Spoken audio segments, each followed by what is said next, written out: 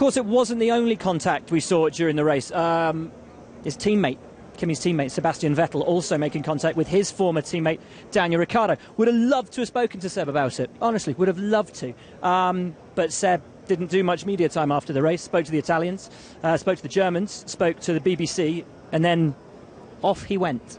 That's okay. Ferrari don't need to sell cars in America. It's not a big market for them or anything. But I can understand his frustration. He was not the Sebastian Vettel that we know today. That first lap contact, sending him back to the pits, changing his tyres, from that point on, he was driving beyond the limits of the car, and we don't see Sebastian Vettel driving like that, if ever. He was all over the place today, and he put it in the wall, and you heard on the broadcast Sebastian say, "I'm really sorry, guys," and the team say, "That's okay." And that's where the radio conversation ended. However, that's not where the actual conversation ended, because he said, no, it's not okay. I it up this weekend. Words to that effect. There was certainly some swearing in there.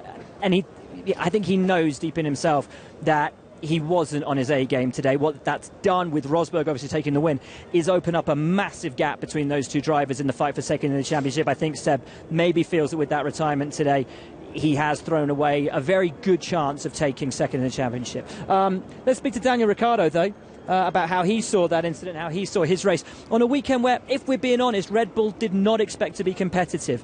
The high altitude here was not expected to play into Renault's favour. They thought they were going to struggle.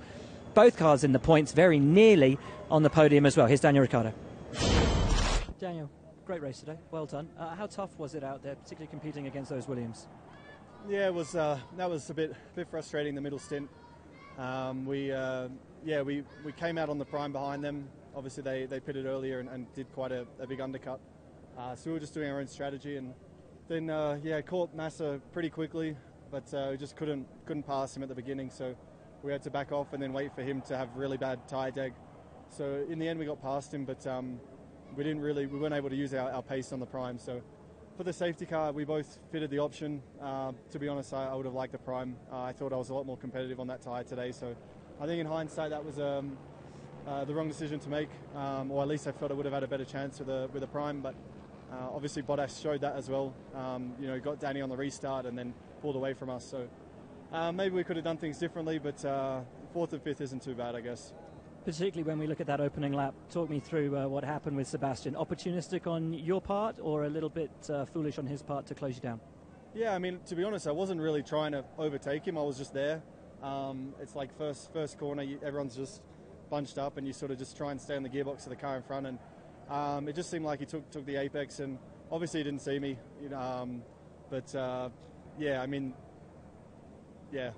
I thought someone of his experience would have left a bit more room. So we'll see. I mean, at the time I thought he just closed the door. I'll watch a replay. So if it was 100% my fault, then I probably sound like an idiot now. But I just thought he closed the door. Coming into this weekend, everyone thought this was going to be a disaster for you guys. How happy are you with the result you've been able to pull out, given everyone's expectation? I think on paper, as a team, you see the cars fourth and fifth. It's pretty good. We didn't expect that, but you can't help but feel like you want more. And if I'm honest, I wasn't particularly, I would say, happy with the balance, from qualifying and the race today. I thought we probably lacked a little bit this weekend in general, but in saying that, it's not all that bad. Cheers. Now, if one team has been front and centre for the Mexican Grand Prix weekend, it's been Sahara Force India. Because of Sergio Perez. He arrived here early in the week, and both he and Nico Hülkenberg have been put through their paces every single day. You name it, they've done it. Sponsor events, TV events, fan meet and greets. They've been going to bed later than anybody else, not because they're out partying, but because they're being worked to the bone. And then coming to the track and doing a standing job as well. Top 10 for both of them in qualifying, top 10 for both of them in the race today. And every time Checo passed somebody, he dutifully waited until the huge baseball stadium at the end to pull off those moves. The sound, honestly, of close to 50,000 people going nuts was amazing. Checo, he's quite a cold guy. He admitted as such earlier in the week when I did an interview with him. He says, I'm quite a cold guy, I don't get too emotional. But this week I think I am going to get emotional. It's a big thing. He hasn't raced in his home country for 12 years. He left this country when he was a kid to go and pursue his dream in Europe. And to be back here, living that dream seeing the checkered flag in his home country really meant a huge amount to him. So here's the man of the moment, the focus of 300,000 fans' attention over the course of the weekend, Sergio Perez. You're 14 years old, living in a motel in Germany. Did you ever think this day would come, seeing the checkered flag at a Mexican Grand Prix? No, not really. I mean, everything was worth it for this moment. The moment when I was singing the national anthem for my country in front of thousands of people, my parade lap, it's been the most special lap in my whole career in Formula One. It's been such an emotional day, you know. I mean, the least important thing is the result. The result is what matters the less. We were very, very unlucky with the safety car. We were on one stop. We didn't pit. Some people from behind pitted, so yeah, very, very unlucky. But this is how things are in Formula One. Sometimes you're lucky, sometimes you're not. In the end, we managed to get nice points for the team, for us, and yeah, I'm carrying on my great momentum in Formula One and happy to give them some points today. What does it feel like when you pull off an overtaking move in that stadium section at the end and the fans are all screaming for you? It just feels something so special, something that is going to stay with me forever, you know. I was filming the parade lap because those memories are going to stay with me, and I want to show them to my kids, you know, to my family, to my close people that have done that trip with me, you know, because as you say, I left home very early and I've done a lot of sacrifices. But other than that, I'm not alone. It's a lot of people behind me, so yeah, it's been a very, very special day. And first of all, I want to say thank you to my home country, because what they've done today, it's the most special weekend of my life. What does it mean to you to hear the other drivers saying that this is one of their favourite races? They've loved being here, they've loved the support of the fans, and they can't wait to come back here and race in Mexico? It's something that makes me very, very proud, you know. It's something that, yeah, I'm feeling so proud for my country. I'm sure that Mexico now is one of the most popular venues in the whole calendar. Not only the drivers, not only the teams will want to come here, everyone will love this place, you know. And we will finish Paddock Pass this week talking about, once again, Mana Marussia F1 team. There, Graham Loudon talking with a very proud father, Alexander's father, Peter Rossi. Mana Marussia in the headlines this week for the wrong reasons. Graham Loudon, John Booth have tendered their resignations. I'm not entirely sure what's going on at the team in terms of the direction it's taking, the ownership. There's rumours. We spoke to Tavo Helmond earlier in this week on the broadcast, and he said he's still interested in investing in a Formula One team. That was the team he was interested in investing in. I don't know if there's a bigger political machination at play. It would be wrong of me to say that there was, but something's not adding up there at the moment, and it's a shame because the team is on a really good path. They're getting more competitive. Everything's in place for next year with Mercedes engines, Williams gearboxes. So losing Graham and John would be a big blow for this sport and, of course, for that team. Anyway, for the here and the now, Alexander Rossi finished ahead of his teammate once again. He has just one race remaining in Formula One this season, which is the Brazilian Grand Prix in 2 weeks' time. We caught up with him after the race on another job well done for the Californian.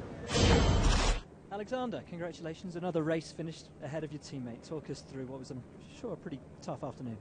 Yeah, it was. I mean, we were, for some reason, absolutely horrendous on the first stint and lost quite a bit of time. But then on the next two, we were closing up the gap, and we were substantially quicker throughout the last 75% of the race. So that's a positive, but we need to understand why the beginning was so difficult. But nonetheless, it was a great result. Tell us what it's like driving around this circuit with that massive grandstand at the end. I know you've driven it before, but never with that grandstand. No, I haven't, but it is unbelievable, and this is going to go down as one of my favorite tracks for sure. The crowd here is unbelievable, and it was very special to be able to drive here. Next up for you, it's Brazil, which will be your last Formula One race of the season. How much are you excited about getting to Interlagos? Yeah, for sure. I mean, we have another job to do, and we need to beat the other car, but yeah, I like the track. I've driven there before, so I look forward to it. So that's a lot from Paddock Pass as Formula One packs up, Sahara Force India team packing up, and they will be really proud of what they've done this weekend. So many of the fans here will have turned out to see them and their lead driver, Sergio Perez. And, a lot of stories leaving here. Vettel and Rosberg in the fight for second in the championship, Nico getting back to winning ways. A lot of stories will do the rounds. There was some negativity over the weekend from various sort of areas of the press, oh, the traffic's terrible, the media car park isn't up to scratch. Every time we come to a new race, it always takes a couple of years for it to settle down. I remember the first time we went to Turkey, everyone hated the first year because we stayed in Istanbul and it took us 4 hours to get in and 4 hours to get back. Nightmare. This is a city of 21 million people. In the mornings, if you timed it right, you could get from the centre to the track in 25 minutes. If you didn't time it right, it took you 2 hours. Now look, if it took me 2 hours to get across the little village where I live, I'd be unhappy. 2 hours to get across a city of 21 million people, it's not that bad. This place is one of the most joyous, vibrant, exciting places I've ever been to. We've had the warmest reception from the fans and from the people, be they in bars or restaurants. Formula One, I don't think, has come to, I would say a new venue, but it's not. Has come back to a venue, shall we say, that has instantly resonated so quickly. In 15 years I've been doing this, I don't think ever. Take Monza, times it by 10, add a bit of madness in Suzuka, put in total fever from Interlagos, the passion of the British fans, and you're still nowhere near what we had here this weekend. It was a phenomenal success. I've enjoyed every second of it. We'll see you next time in Brazil, but for now, yeah, time for tacos and cerveza. See you later.